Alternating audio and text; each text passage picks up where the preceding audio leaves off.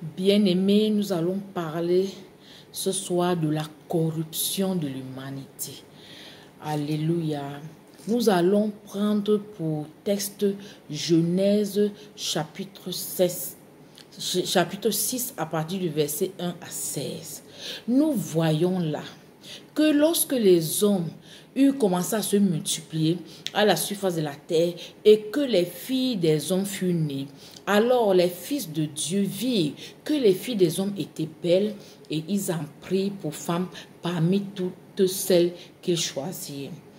Et l'Éternel vit que cela n'était pas bon. Et il a dit que son esprit ne contestera pas toujours avec l'homme, car l'homme n'est que chair. Et nous voyons qu'à partir de cette union, se sont formés des géants. Et ces géants-là étaient des personnes qui ne étaient poussées seulement à faire du mal. Mais Noé trouva grâce aux yeux de l'Éternel. Et l'Éternel décida de détruire toute la terre. Et c'est Noé à qui il demanda de fabriquer l'arche pour préserver Noé et un certain nombre d'animaux.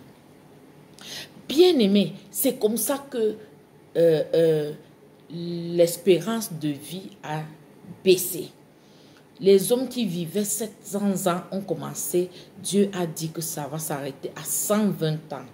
Bien-aimés, nous avons l'autre passage, Genèse 38, du verset 6 à 10, où nous voyons les enfants de Juda, parmi lesquels qui était trop méchant, et Dieu le fit mourir.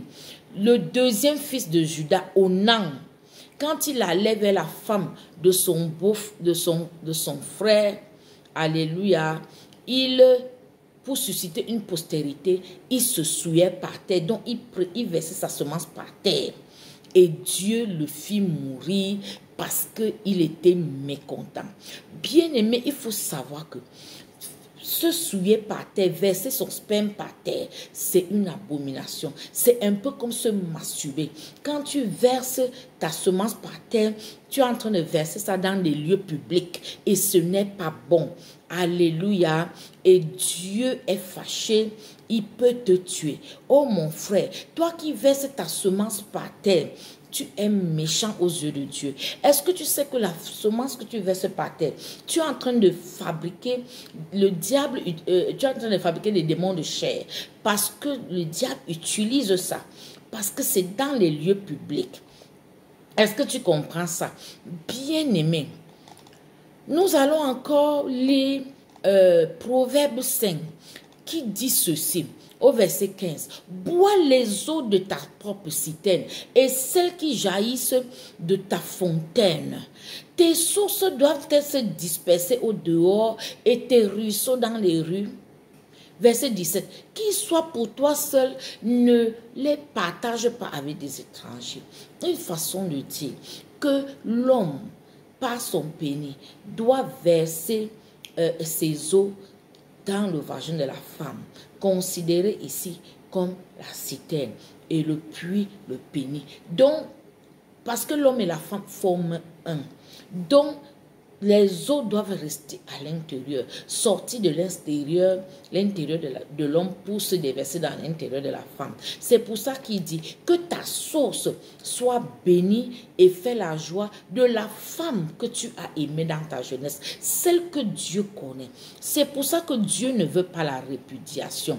Bien-aimé, tout acte sexuel qui ne respecte pas le canevas de Proverbe 5 est une abomination. C'est la fornication, l'adultère, l'impudicité qui contribue à former une race de démons en chair, comme ce qui s'est passé lors de la corruption de l'humanité par les fils de Dieu. C'était les fils de Dieu qui ont été projetés sur la terre avec Lucifer lors de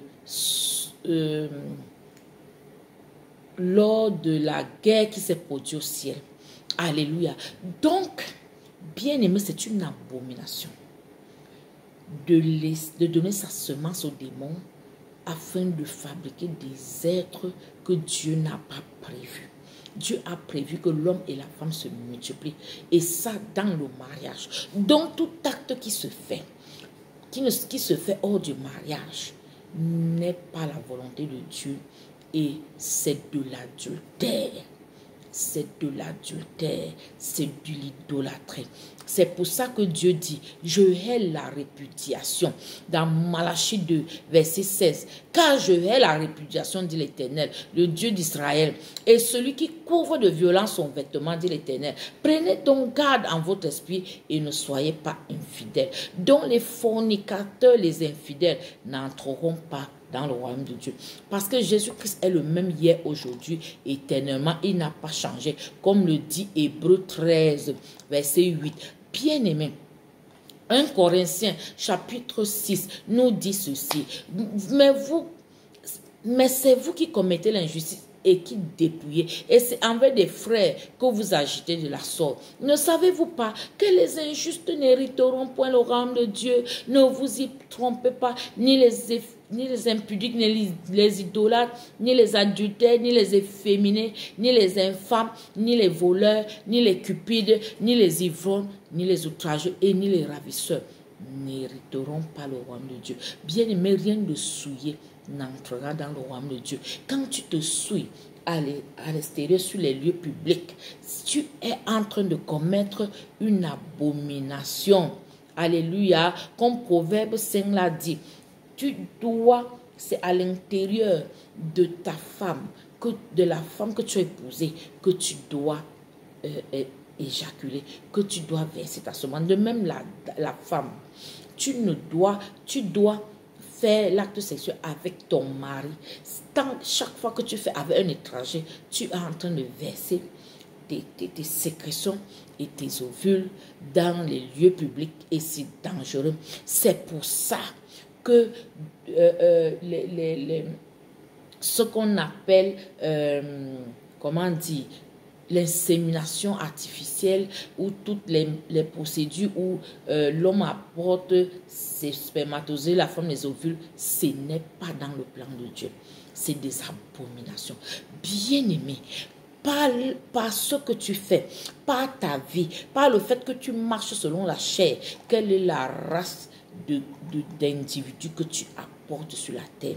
Est-ce que tu sais qu'à ce moment-ci, nous sommes comme au temps de Noé, à cause de toutes les abominations que nous faisons? Bien-aimés, il faut comprendre comme Apocalypse chapitre 21 dit au verset 26. On y apportera la gloire et l'honneur des nations. Au verset 27, il n'entrera chez elle rien de souillé, ni personne qui se livre à l'abomination, au mensonge. Il n'entrera que ceux qui sont écrits dans le livre de vie de l'agneau.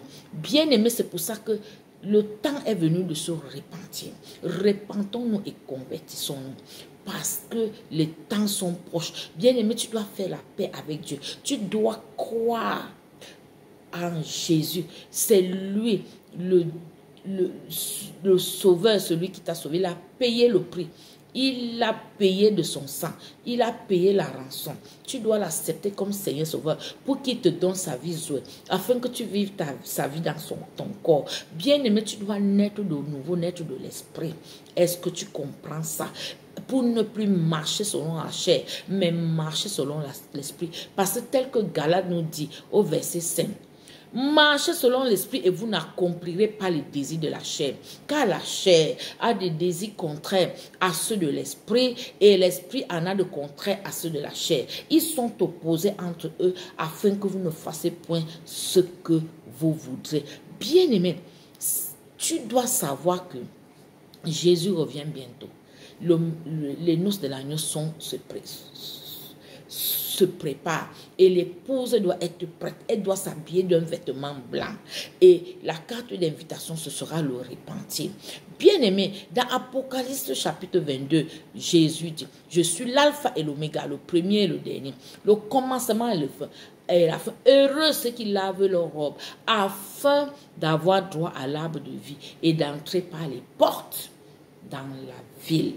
Bien-aimé, de aucun chien, aucun enchanteur, aucun impudique, aucun métier, aucun idolâtre et quiconque aime et pratique le mensonge n'entrera par les portes. Alors, bien-aimé, le temps est venu de vérifier l'état de ton vêtement, de te repentir et de te convertir, afin que ton nom soit écrit dans le livre de vie. Bien-aimé, si tu as suivi cette parole, célèbre le Seigneur. Alléluia. Amen.